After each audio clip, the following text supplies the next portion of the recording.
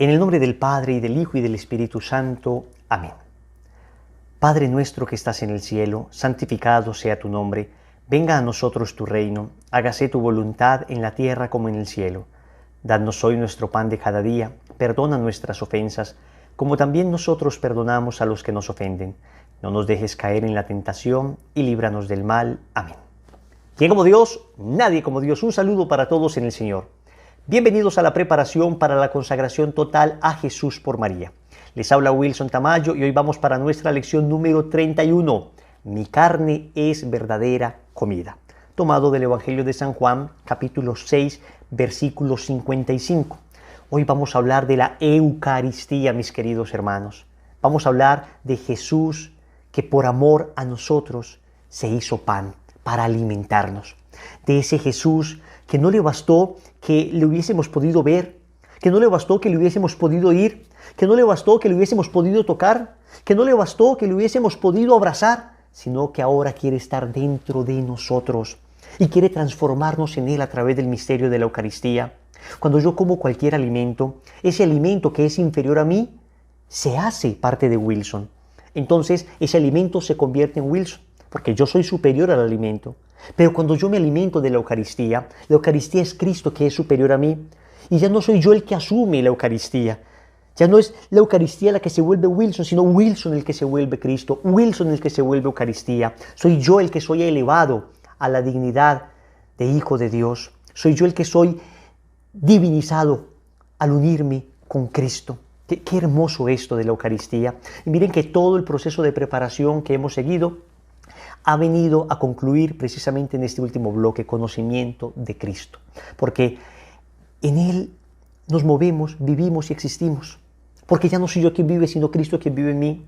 Porque todo el proceso de preparación era para esto, para enamorarnos de Cristo, para unirnos profundamente a Él. Vamos a hablar de la Eucaristía y siempre nos quedaremos cortos. Todo lo que digamos de la amabilísima y benditísima y sagradísima Eucaristía será poco. Porque la Eucaristía es la fuente de la vida cristiana. Es decir, de la Eucaristía procede todo en la fe cristiana. Y la Eucaristía es el culmen de la vida cristiana. O sea, todos nuestros esfuerzos deben ir dirigidos a quedarnos postrados a la Eucaristía, a tomar la Eucaristía, a hacernos uno con Jesús en la Eucaristía. Por eso es tan bello esto de la Eucaristía. Yo les cuento que cuando inicié mi proceso de conversión a los 15 años, estaba esa semana que inicié mi proceso de conversión, ese bendito 29 de abril del año 2000, cuando el Señor tocó mi corazón e inicié este proceso, que hasta ahora voy caminando, pero todavía me falta tanto por caminar, tanto por amar a mi Señor. Recuerdo que esa semana estaba con mi hermano en la iglesia. Yo estaba de rodillas, estaba, inclinado sobre mis propios brazos, mientras mi hermano estaba de rodillas mirando hacia el presbiterio, hacia el altar. Mi hermano me dice, mira a Jesús. Cuando está la Eucaristía expuesta, mira a Jesús.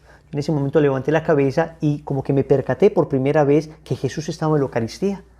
Porque yo sí había hecho la primera comunión y había recibido algunos conceptos, pero no había nunca comprendido que realmente Jesús está en la Eucaristía. Que realmente allí no hay un símbolo sino su cuerpo, sangre, alma y divinidad. Que es una presencia del todo singular. Que esta bella imagen que tengo detrás de mí representa a Cristo, pero no es Cristo. En cambio, la Eucaristía no es una representación de Cristo, es Cristo, verdaderamente Él. En ese momento yo por primera vez como que comprendí, como que pasaron esos conocimientos de la mente al corazón, como que se disipó toda duda y pude comprender que ahí estaba Jesús.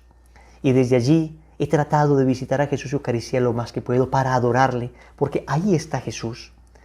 Y lo ha confirmado el Señor con tantos milagros. Un milagro sobre otro milagro, porque ya el hecho de que a través del misterio de la transubstanciación, cuando el sacerdote impone las manos sobre el pan y el vino y pronuncia las palabras de la consagración, ocurre ese gran milagro donde cuerpo y sangre de Cristo vienen.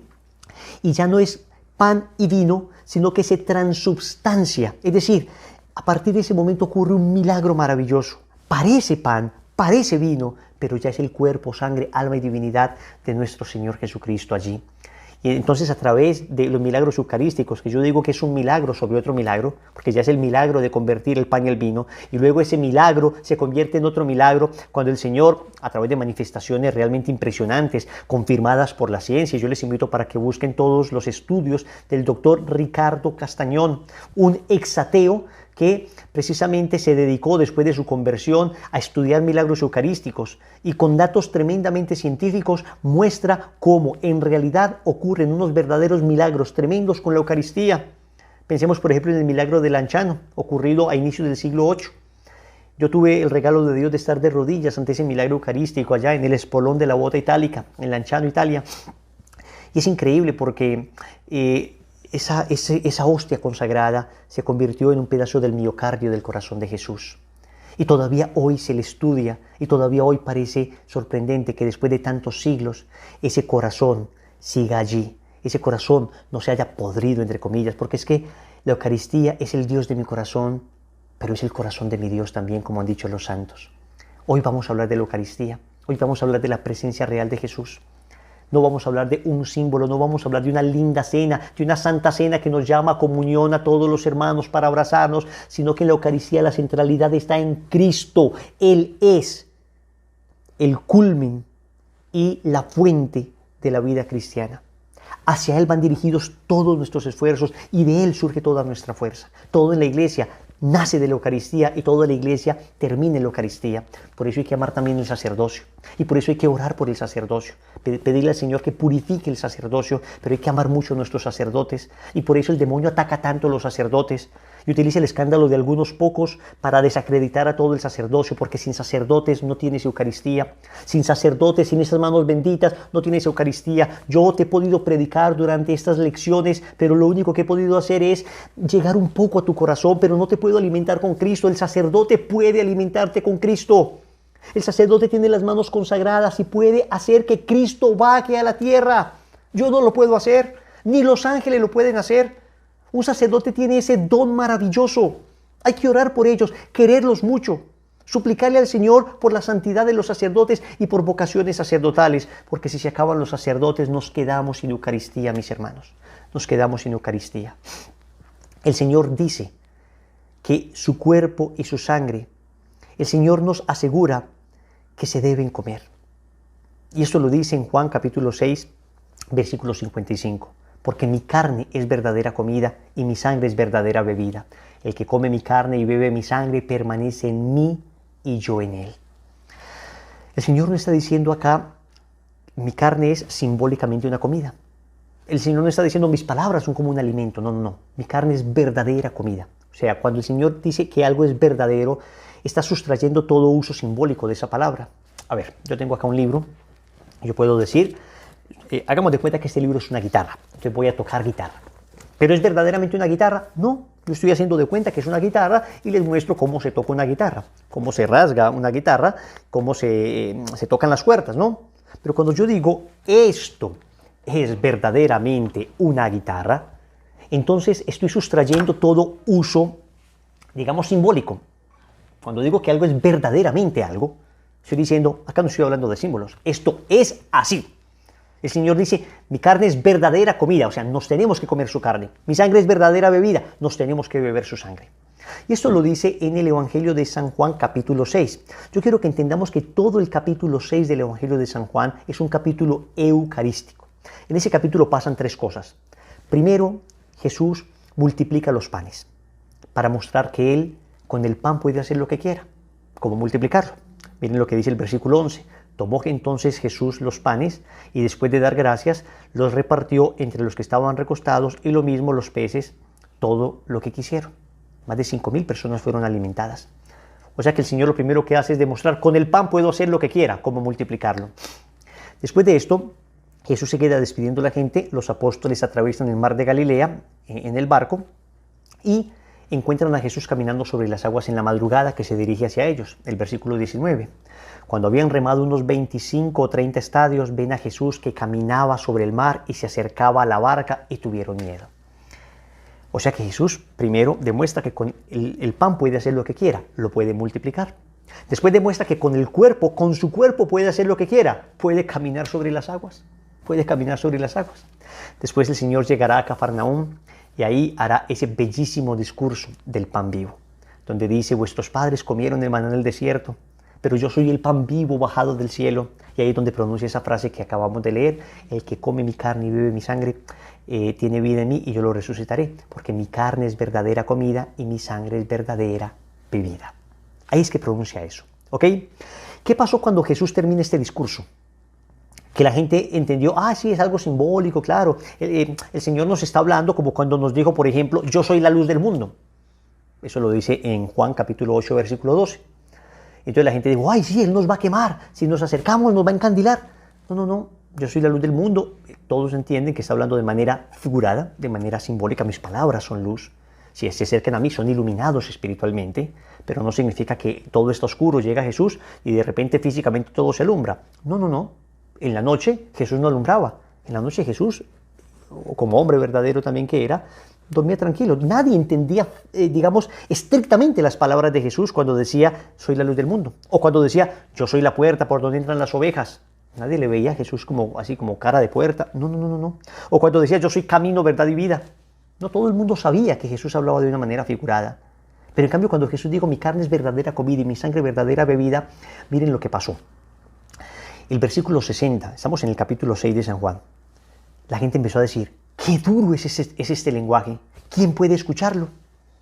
Qué duro es este lenguaje. ¿Quién puede escucharlo? Y dice el versículo 66, desde entonces muchos de sus discípulos se volvieron atrás y ya no andaban con él. Acababa de pasar, el hecho que más fama podría traer humanamente a Cristo. Les estaba dando pan. Saben ustedes que cuando alguien quiere afamarse, cuando los políticos quieren afamarse, entonces comienzan a regalar cosas. Entonces, humanamente hablando, Jesús había acabado de alimentar a una multitud por un milagro fehaciente, por un milagro contundente. Era el momento donde todo el mundo iba a clamar a Cristo. Y sin embargo, Él les dice, mi carne es verdadera comida, me tienen que comer. En la cúspide, de su gloria humana, en la cúspide de su ministerio humano, donde todo el mundo ya estaba maravillado porque es capaz de alimentar multitudes, ahí el Señor lanza esta perla: me tienen que comer, mi carne es verdadera comida, mi sangre es verdadera bebida. Y el Señor, después de que muchos discípulos se van, mira a los apóstoles y les dice, ¿también ustedes se quieren marchar? Juan capítulo 6, versículo 67. Y Pedro le dice, ¿a quién iremos, Señor, si solo tú tienes palabras de vida eterna? Óyeme bien, para entender la Eucaristía se necesita afinar el oído para comprender palabras de vida eterna.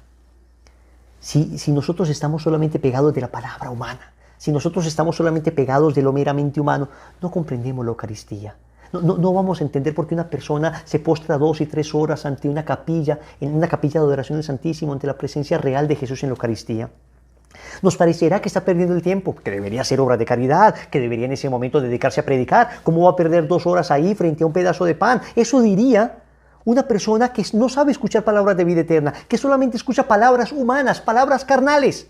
Pero quien escucha palabras de vida eterna, entonces ve en la Eucaristía el cuerpo, sangre, alma y divinidad de Cristo, como efectivamente está. No estoy diciendo que dependa de nuestra percepción que esté o no esté. Él está ahí.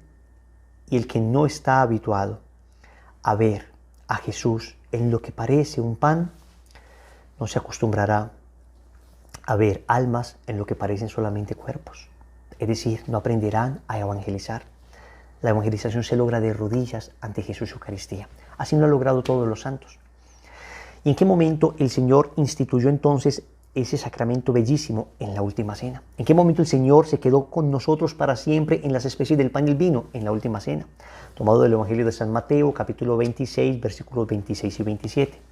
Mientras estaban comiendo, tomó Jesús el pan, lo bendijo, lo partió y dándoselo a sus discípulos dijo, tomad, comed, este es mi cuerpo. Tomó luego una copa y dadas las gracias se las dio diciendo, bebed de ella todos porque esta es mi sangre de la alianza, que es derramada por muchos para el perdón de los pecados. Mis hermanos, Él no dijo, esto significa mi cuerpo, esto es como mi cuerpo. Dijo, esto es mi cuerpo, el que deben comer. Y eso es lo que celebramos nosotros en cada misa, es lo que sucede en cada Eucaristía. Cuando uno comprende esto, entonces uno sabe que va a ir a la Eucaristía por Jesús. Poco importa entonces que el sacerdote sea muy entretenido o muy poco entretenido para predicar. Poco importa que el sacerdote sea un experto orador o un sacerdote que en su ancianidad ya ni se le entiende muy bien lo que pronuncia. no hemos entendido que a quien vamos allí a ver es a Cristo, a quien vamos a comulgar es a Cristo, y aún ese sacerdote sencillito que de pronto no tiene una tremenda elocuencia para conquistar multitudes, tiene el don de confeccionar la Eucaristía con sus benditas y sagradas manos.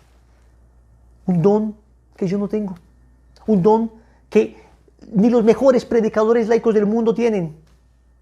Y ese sacerdote sencillo tiene ese don, tiene el don de traer a Cristo. Entonces, ¿vamos a la Eucaristía a entretenernos? No, vamos a la Eucaristía a comulgar a Cristo, a comulgar a Cristo. Ahora bien, la Eucaristía los cristianos la celebramos desde el inicio del cristianismo, el día domingo. Y quiero que entiendan muy claramente que para nosotros el domingo no es un día cualquiera. Para nosotros el domingo es el día del Señor. De hecho, si ustedes notan, los nombres de la semana nuestros conservaron los nombres paganos. El lunes en honor a la luna, el martes en honor a Marte, el miércoles en honor a Mercurio, jueves en honor a Júpiter, viernes en honor a Venus, sábado en honor a Saturno. Y los antiguos romanos, el domingo, que es el primer día de la semana, los llamaban simplemente el día del sol, pero los cristianos le cambiaron ese nombre y empezaron a llamarlo Dies Dominicus, día del Señor. Dominicus en latín es Señor. Domingo es día del Señor. Óyeme, el domingo es el día del Señor y es el primer día de la semana. El primer día laboral es el lunes para nosotros, pero el primer día de la semana es el domingo. Es el domingo. ¿Se dan cuenta ustedes que en el libro del Génesis el Señor descansó el séptimo día? El séptimo día, el Shabbat, el día de descanso. Pero el primer día, el domingo. ¿Y por qué celebramos nosotros el domingo y no el sábado como los judíos en el Antiguo Testamento? Porque los judíos celebraban dos cosas en el sábado. Celebraban la conclusión de la nueva creación, el día de descanso, y celebraban la liberación del pueblo de Israel de la esclavitud de Egipto. Entonces, el domingo para los cristianos celebra entonces ya no la creación primera, sino la nueva creación, porque el Señor resucitó un domingo. Y ya no simplemente la liberación de la esclavitud de Egipto, sino que en la resurrección de Cristo, el primer día de la semana, el Dies Dominicus, el día del Señor, entonces nosotros celebramos la liberación de nuestro pecado, gracias a la resurrección de Cristo. ¿Quién como Dios? Nadie como Dios. El domingo entonces para nosotros es del todo especial. Y miren, los primeros cristianos celebraban el primer día de la semana. Hechos 27. El primer día de la semana, es decir, el domingo, estando nosotros reunidos para la fracción del pan, para la Eucaristía, la fracción del pan, se parte el pan en la Eucaristía. Pablo, que debía marchar al día siguiente, conversaba con ellos y alargó la charla hasta la medianoche. Hasta la medianoche. Entonces, para nosotros, los cristianos, el domingo es tan vital que tenemos un bellísimo testimonio que consignamos aquí en este libro que les hemos recomendado tantas veces, Me encontré con Jesús, ahora que sigue. Es un libro especial para aquellas personas que tienen un encuentro con el Señor y se hacen tantas preguntas muchas veces. Bueno, ¿cómo hago para ayudar a la conversión de mis familiares? ¿Cómo hago para sostenerme en mi vida espiritual? Acá están todas esas respuestas. En el último capítulo, que se llama ¿Qué hacer para conservar el fuego?, hablamos precisamente de la necesidad de la Eucaristía. Y quiero leerles un pedazo del libro acerca de unos mártires del siglo IV. Se llaman los mártires de Abitinia o los famosos mártires del domingo, para que se den cuenta cómo para los primeros cristianos el domingo no era un día cualquiera, sino era esencial, al punto que entendían que no se puede ser cristiano sin la misa dominical. A inicios del siglo IV, estoy en la página 205, a inicios del siglo IV, un grupo de católicos murieron por asistir a la Eucaristía dominical. Son llamados los mártires del domingo. Eran de Abitinia y el emperador Diocleciano había prohibido la celebración de la Pascua cristiana, la Santa Misa, porque sabía que si los cristianos dejaban la misa, no subsistirían. Sin embargo, estos valientes hombres fueron descubiertos celebrando la misa en una casa. Cuando les llevaron ante el juez y les preguntaron por qué estaban reunidos en la asamblea, si estaba prohibido, su respuesta fue impactante. Sin el domingo no podemos vivir. Sin el domingo no podemos vivir. No dijeron que no podían vivir sin el alimento, o sin el agua, o sin el aire. No. Dijeron que no podían vivir sin la Eucaristía dominical. A otro le preguntaron si había estado en la asamblea, en la misa. Él respondió, soy cristiano. No te pregunto si eres cristiano, si no, si has participado en la asamblea o si tienes algún libro de las Escrituras. Dijo el magistrado. Oh, necia y ridícula pregunta del juez, como si un cristiano pudiera estar sin la Pascua Dominical, sin la Eucaristía, o la Pascua Dominical se pudiera celebrar sin que hubiera un cristiano. ¿No lo sabe Satanás, que es la Pascua Dominical la que hace al cristiano y que es el cristiano el que hace la Pascua Dominical, de modo que el uno no puede subsistir sin la otra y viceversa? Todos fueron asesinados y murieron alegremente por la Eucaristía. ¿Cuánto amor tenían estos mártires? Esto contrasta con la profunda indiferencia que muestran muchos cristianos hoy respecto a la Eucaristía dominical. Mis queridos hermanos, querida familia, a ver, la semana tiene 10.080 minutos. 10.080 minutos. ¿Sabes cuánto dura máximo una Eucaristía dominical? 60 minutos. Eso no es ni el 0.06%. No alcanza a ser el 1% del tiempo de la semana. Y es lo que Dios te pide. Y aún así nos atrevemos por los motivos más superficiales a faltar a misa el domingo. Es no comprender nada. Es no entender qué significa ser cristiano. Es no entender lo que significó el domingo. Es no entender lo que significa la Eucaristía. Es no entender quién está allí. Que ahí está Jesús. Es no comprender nada. Es una lástima que muchas veces nosotros, como católicos, no tengamos conciencia del tesoro que tenemos. Y a veces los hermanos evangélicos, que aman tanto la palabra, yo a veces pienso que esos bellos cantos que a veces ellos tienen, aunque les digo de entrada, yo solo escucho música católica, porque apoyo 100% a mis cantantes católicos y porque en la música protestante, por bella que sea, no encuentro canciones para la Eucaristía. Hay algunos que tratan de aplicar unas y otras, no. Yo quiero escuchar a mis cantantes católicos, a mis hermanos cantantes católicos, incluso apoyarlos y promoverlos, porque ellos le cantan a la Eucaristía, ellos le cantan a la Virgen María. Y a veces esos cantantes, esas canciones bellas que tienen los protestantes, yo siento como nostalgia de Eucaristía. Esas canciones de alabanza, de adoración que tienen, nostalgia de Eucaristía. A ellos les pasa lo de los discípulos de Maús. ¿Se acuerdan que los discípulos de Maús iban caminando de Jerusalén, camino de Maús, y se encontraron con Jesús en el camino el día de la resurrección? Y recuerdan que el Señor les empezó a explicar las Escrituras y a ellos les ardía el corazón. Pero en cambio, cuando se sentaron con Él en la fracción del pan, lo pudieron reconocer. Fue en la Eucaristía donde le pudieron reconocer. A mis hermanos protestantes les arde el corazón escuchando la palabra, pero a ti y a mí no solo nos arde el corazón escuchando la palabra, sino que lo podemos reconocer en la Eucaristía. El famoso apologista Scott Hahn, un apologista estadounidense maravilloso, dice: los hermanos protestantes tienen el menú, la palabra, pues nosotros tenemos menú y cena. Y cena, nos comemos a Cristo en la Eucaristía. Esto, repito, es lindísimo. Esto viene precisamente desde el Antiguo Testamento. Recuerden ustedes que en la Antigua Alianza los judíos celebraban la Pascua. Esto está en Éxodo capítulo 12, versículos del 1 al 23. Y en la Pascua ellos se comían un cordero. Moría el cordero y se lo comían. Pues para nosotros el cordero es Cristo. Y también nos comemos el cordero. Por eso Juan Bautista no duda en llamar a Jesús el Cordero de Dios que quita el pecado del mundo, remitiendo al Cordero de la Pascua.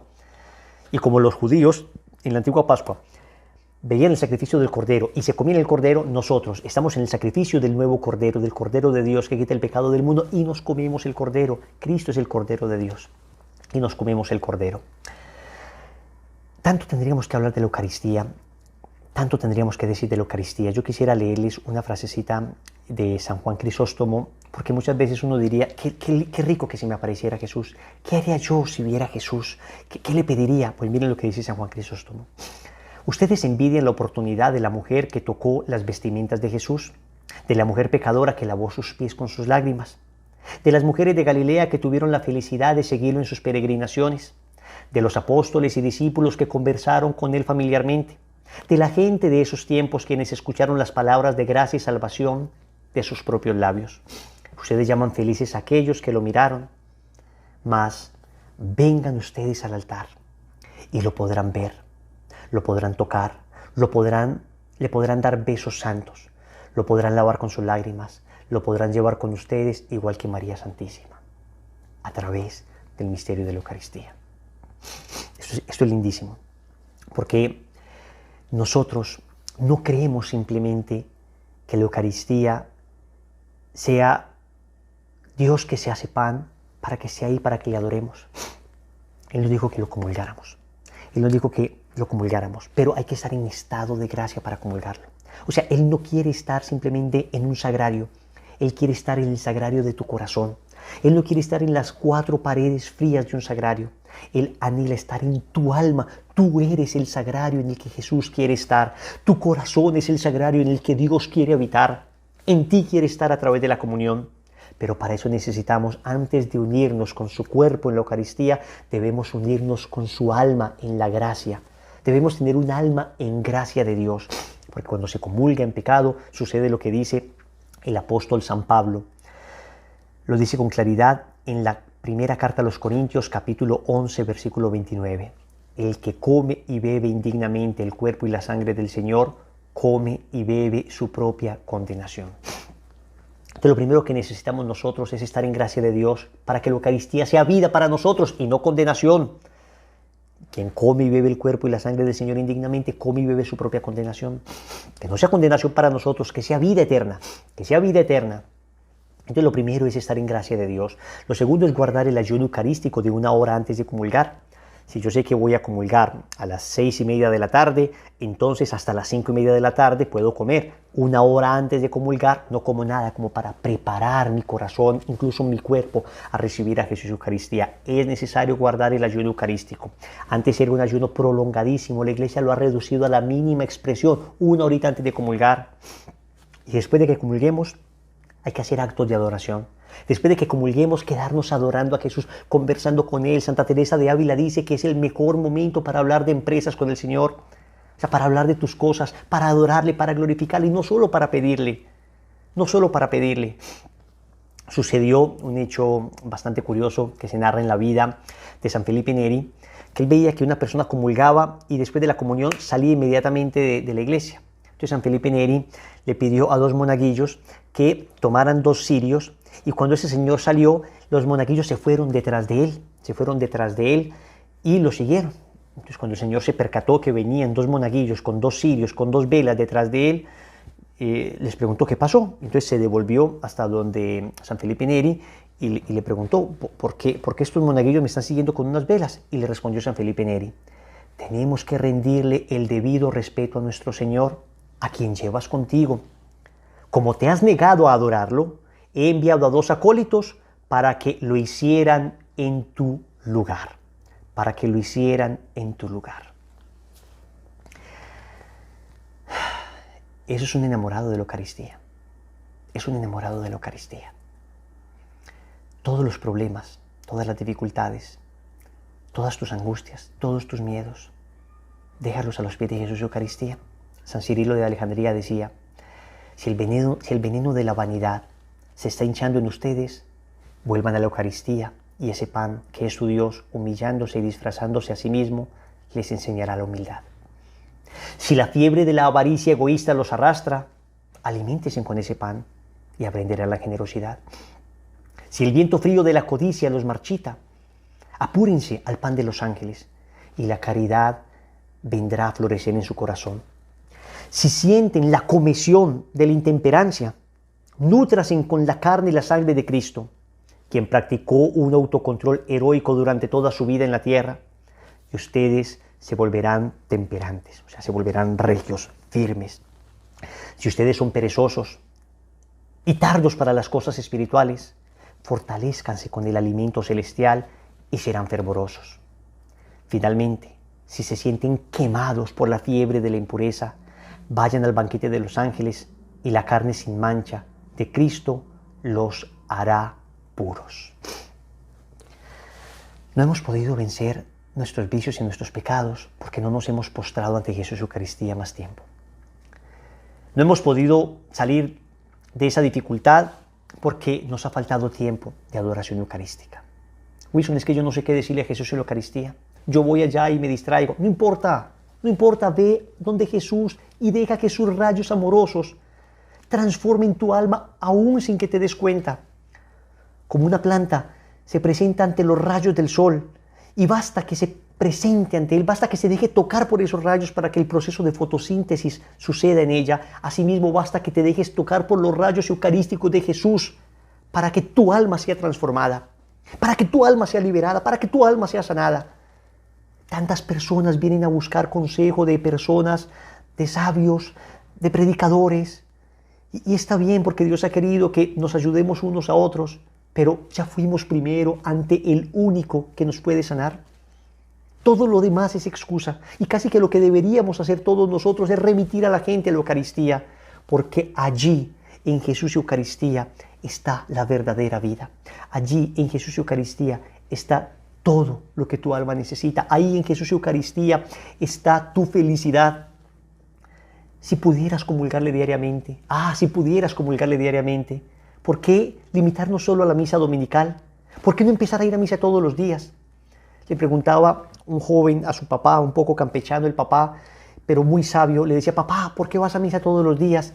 Y el papá le decía: hijo, si yo te dijera que visitando a una persona todos los días él te regalaría $1.000.000, ¿cuántas veces irías? Y el joven dijo: papá, todos los días. Y dijo: pues en la Eucaristía yo no recibo $1.000.000, recibo al dueño de la creación, al dueño del universo, al Rey de Reyes, Señor de Señores. ¿Por qué entonces no ir todos los días? Sé que en ocasiones es difícil, sé que en ocasiones nuestro trabajo no nos lo permite, pero por Dios, en la medida en que pudiéramos, si comulgáramos todos los días en estado de gracia, si le adoráramos 5 o 10 minutos diarios en la Eucaristía, si visitáramos a Jesús en la hostia y allí le adoráramos y pusiéramos todo lo que tenemos, ¿cuánto se transformaría nuestra alma? ¿Cuántas situaciones difíciles que tenemos cambiarían? Y cuando tienes dificultades económicas, ¿ya vas primero al banco o vas primero donde Jesús y Eucaristía? Y cuando tienes dificultades de amor en tu corazón, ¿llamas primero a algún amigo o vas primero donde Jesús y Eucaristía? Y cuando estás deprimido y solo, ¿pones en tu estado de Facebook que estás deprimido y solo o vas donde Jesús y Eucaristía? ¿Por qué ir donde aquellos que no nos pueden sanar en primer lugar? ¿Y por qué no ir en primer lugar al único que nos puede sanar y liberar? Los otros, claro, vendrán después como medio. Jesús mismo en la Eucaristía te indicará hacia dónde dirigirte, pero ve primero a Jesús Eucaristía, ve primero a Cristo en la Eucaristía. Ciertamente, la Eucaristía es un misterio insondable que bien merece el que la liturgia y nuestra contemplación se centre especialmente en ella.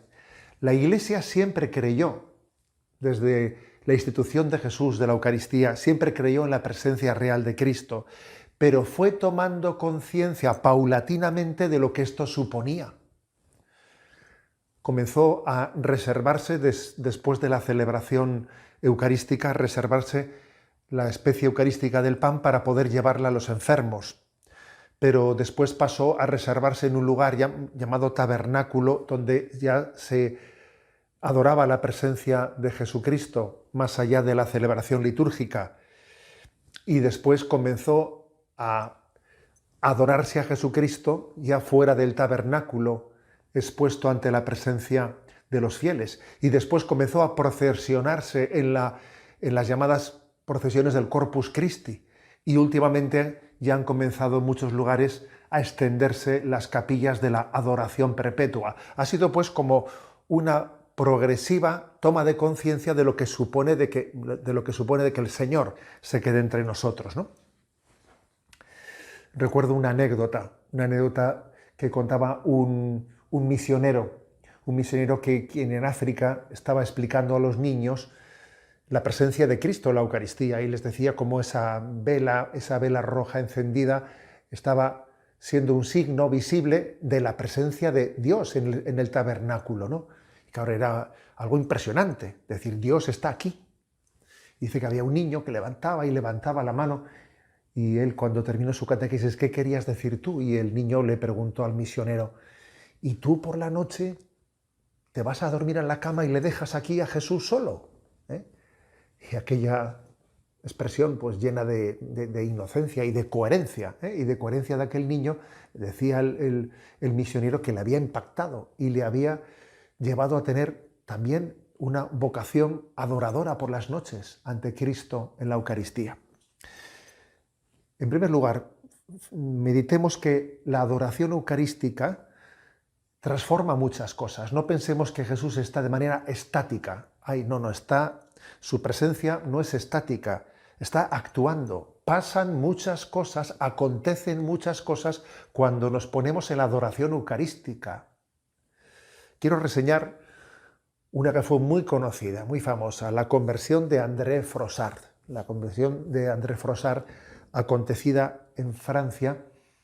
Él era hijo del secretario general del Partido Comunista, había sido educado en un completo y absoluto ateísmo y en un anticlericalismo, y ocurrió que él, pues paseando por París, se introdujo en una iglesia del barrio latino en la que estaba el Santísimo Sacramento expuesto. Él no sabía nada, él no entendía nada, pero él cuenta que entró en esa iglesia siendo absolutamente ateo y salió de ella, salió unos minutos más tarde teniendo una absoluta certeza de que era católico, apostólico y romano, dice él, ¿no? Y él escribió un conocido libro, André Frossard, Dios existe, yo me lo encontré. Ha sido un bestseller, e incluso Gran Premio de la Literatura Católica en Francia en el año 1969. Dios existe, yo me lo encontré. Él allí narra esa conversión que aconteció al entrar en una iglesia y ante el Santísimo Sacramento entender que había una presencia de Dios allí. Bien, él murió, André Frossard, en el año 1995. A los 80 años de edad, había sido uno de los intelectuales católicos franceses más influyentes del siglo XX. Y este hombre, pues, el inicio de su fe aconteció ante la presencia eucarística. Por lo tanto, estar ante Jesús en la Eucaristía puede ser sin duda alguna un momento en el que acontezcan muchas cosas dentro de nosotros. Fijar los ojos en Jesús, dejarnos mirar por Él, percatarnos de que la presencia de Dios siempre es transformante. Dios está transformando, cambiando corazones. En segundo lugar, el día del Corpus subrayamos que nos atrevemos incluso a no únicamente a invitar a que entremos a la iglesia como hizo André Frossard y pongámonos ante la presencia de Cristo, sino salgamos con el Señor a la calle, seamos atrevidos. Hagamos una procesión eucarística, testimoniemos ante el mundo que Jesús, que Dios está entre nosotros, porque la fe entra por el oído, pero también entra por el ojo, y tenemos que mostrar sin ocultar nuestra fe ante el mundo, mostrar que nosotros somos, en esa procesión en la que seguimos a Cristo en la Eucaristía, somos discípulos de Jesús y no escondemos a Jesús, sino que le llevamos ante el mundo. Creemos que el mundo necesita de Jesucristo y le mostramos. El mundo necesita a Jesucristo. Quisiera que termináramos con una bellísima oración. Qué bien se está contigo, Señor, junto al sagrario. Esta oración es una oración que expresa muy bien que solo en Él encontramos esa felicidad que estamos buscando. Te estoy dando el secreto para ser feliz. Visita a diario a Jesús en la Eucaristía. Créeme, ese alimento de vida eterna te dará vida. La oración dice, qué bien se está contigo, Señor, junto al sagrario. Qué bien se está contigo. ¿Por qué no vendré más? Hace ya muchos años que vengo a diario y aquí te encuentro siempre, amor solitario, solo, pobre, escondido, pensando en mí quizás. Tú no me dices nada, ni yo te digo nada. Si tú lo sabes todo, ¿qué voy a decirte? Sabes todas mis penas, todas mis alegrías. Sabes que vengo a verte con las manos vacías y que no tengo nada que te pueda servir. Siempre que vengo a verte, siempre te encuentro solo. ¿Será, Señor, que nadie sabe que estás aquí? No sé, pero sé en cambio que aunque nadie viniera, aunque nadie te amara ni te lo agradeciera, aquí estaría siempre esperándome a mí. ¿Por qué no vendré más? ¡Qué ciego estoy, qué ciego!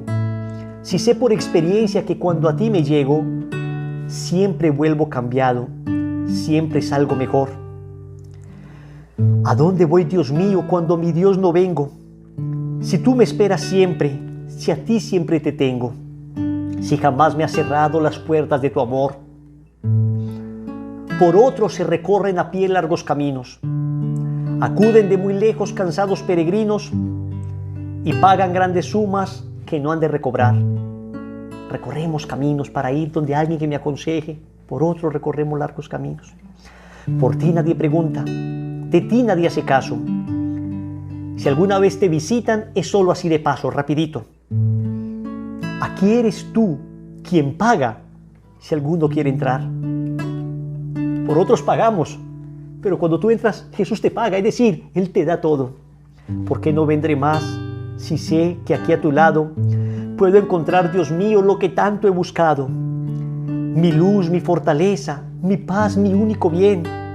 Si jamás he sufrido, si jamás he llorado, Señor, sin que llores conmigo tú también. ¿Por qué no vendré más, Jesucristo bendito? Si tú lo estás deseando, si yo lo necesito, si sé que no soy nada, cuando vengo aquí, si aquí me enseñaras la ciencia de los santos, como aquí la buscaron y aprendieron tantos, que fueron tus amigos y gozan ya de ti, ¿por qué no vendré más? Si sé yo que tú eres el modelo único y necesario, que nada se hace duro, mirándote a ti aquí. El sagrario es la celda donde estás encerrado. Qué pobre, qué obediente, qué manso, qué callado, qué solo, qué escondido, nadie se fija en ti. ¿Por qué no vendré más, oh bondad infinita, riqueza inestimable, que nada necesita y que te has humillado a mendigar mi amor? Ábreme ya esa puerta, sea ya esa mi vida, olvidada de todos escondida. Qué bien se está contigo, qué bien se está, Señor. Amén. Vamos a cantar esta bellísima canción a Jesús Eucaristía, que es escondido en el pan.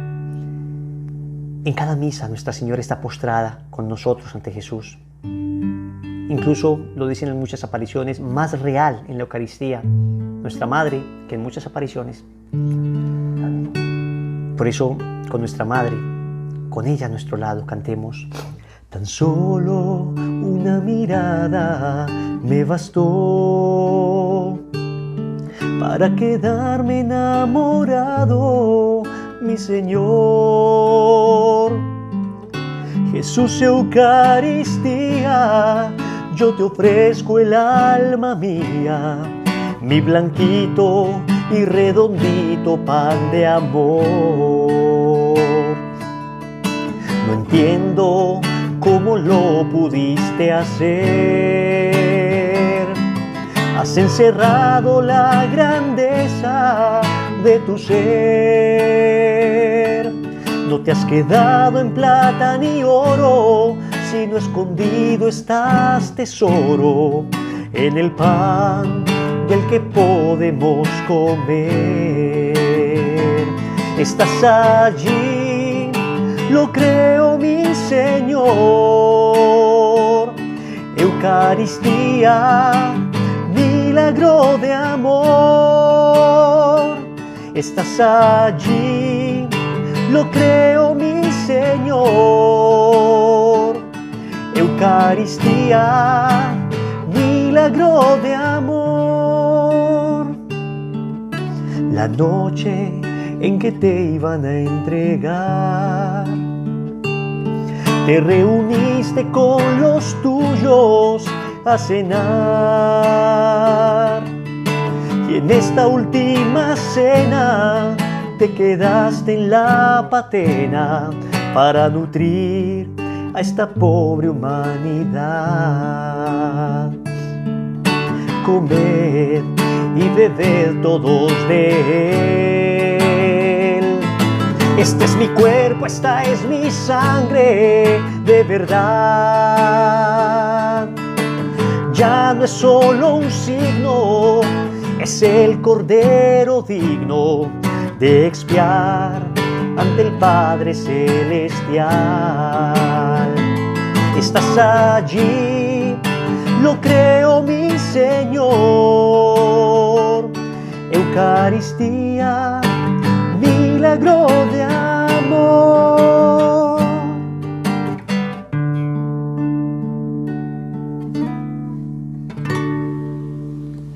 Y la práctica no puede ser otra que visitar a Jesús Eucaristía. Vamos a visitar al Señor, vamos a tratar de hacerlo durante media hora. Ojalá todas las semanas, pero por lo menos esta semana. Si por alguna razón no te puedes desplazar de tu hogar, entonces por lo menos hasta que te puedas desplazar, hasta que puedas ir a una capilla de adoración al Santísimo. Vas a buscar en internet capillas de adoración perpetua en vivo. Hay varias. En la página de Lazos de Amor Mariano tenemos una capilla de adoración perpetua en vivo y vas a separar un espacio y vas a adorar a Jesús, claro, espiritualmente, porque no estás en ese lugar, pero le vas a pedir al Señor sobre todo que te dé mucho amor a su presencia eucarística y que nos conceda sobre todo la gracia de la Eucaristía todos los días. Si recibes esa gracia, recibes un enorme secreto de la felicidad. Que la gracia de Dios sea contigo. Bendiciones.